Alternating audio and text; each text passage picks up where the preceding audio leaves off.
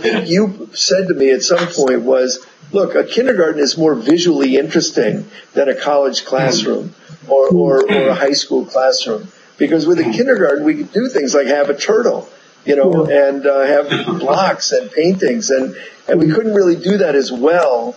It wouldn't translate as well. But when people read the book, I've had high school teachers write to me and say, it's apropos of everything I do, even though it's little 5-year-olds, it really is.